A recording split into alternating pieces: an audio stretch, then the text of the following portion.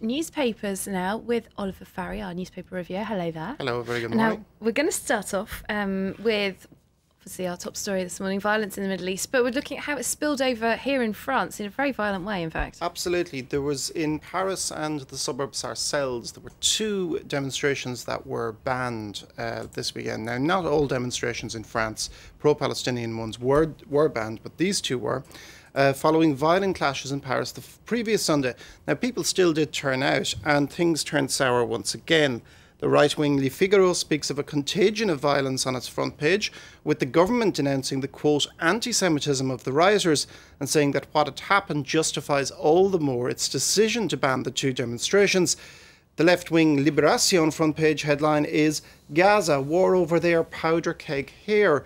It notes French society's extreme sensitivity to an ever deadlier conflict. Now, the paper does point out that the violence this weekend was the work of a minority and that the political protest does not involve all Muslims in France, since the marches in the past few days have drawn some 20,000 people at most, while there are 6 million Muslims in France.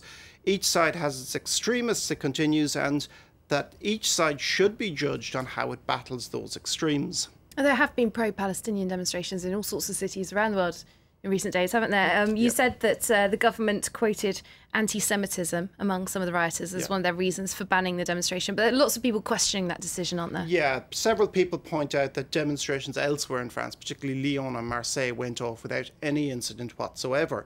And Libération quotes the centrist MP Yves Jégo, who says the government made a mistake that may have turned into a provocation, and that the government had not asserted the state's authority. That view is shared by the UMP's Pierre-Yves Bournazel, who said that the unauthorised demonstration would have allowed the demonstrators to be properly monitored and violence would have been avoided. Now, some on the left, such as the Left Front Party, the Greens and even some socialists, have also said the banning was a provocation. But the centre-right Les Echos says Prime Minister Manuel Valls may have just been trapped by his own firm line. The paper also notes that the next demonstration in Paris, which is due for Wednesday, has been given the go-ahead by police. I'm sure we can expect some quite heavy policing at that demonstration. Absolutely. As well. Well, over in Gaza then, the Israeli military operation against Hamas continuing on, of course. Now, yesterday, as we've been reporting, this was the deadliest day for both sides since the beginning of the offensive that launched 13 days ago. That's right. At least 100 Palestinians were killed in one day, including 62 in Shajaya and the eastern suburbs of Gaza. 13 Israeli soldiers were also killed. The Catholic daily Le Croix speaks of a desperate rush to escape, which nothing seems to be capable of stopping. The communist daily L'Humanité, which makes no secret of its support for the Palestinian cause, says what is happening in Gaza is a mass crime, signed Benjamin Netanyahu. The paper denounces the lack of action on the part of the so poorly named international community that has no excuse for not knowing how to put an end to it, which is the establishment of a Palestinian state alongside Israel within 1967 borders. L'Humanité also says that the Israeli Prime Minister draws strength from the inertia of the great powers. Playing the role of Pontius Pilate, the French government has distinguished itself by forbidding citizens from speaking out against the killings in Gaza, as has been possible elsewhere. And it also criticises Manuel Valls for using the commemoration of the 1941 roundup of French Jews to insinuate that the demonstrators might be intoxicated with anti-Semitism. It concludes, it's an absolute disgrace. Okay, the political leanings of the French newspapers very much coming to the fore there. Let's move on to the coverage of the Malaysia Airlines flight MH17, downed in Ukraine, of course.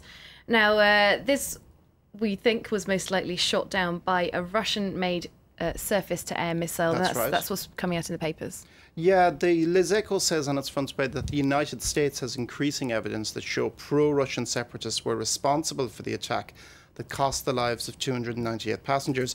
Russia in the dock, says the paper's headline, which also says the Ukrainian crisis is now at a turning point.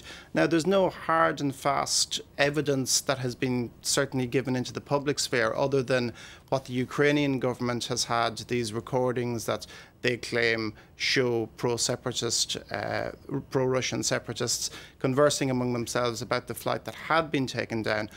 Moscow, of course, still disputes that. It says that the separatists do not have the artillery that would have been capable of taking that down. But the Americans are definitely of the opinion that this the origin of the so-called attack was a Russian-made Buk surface-to-air missile.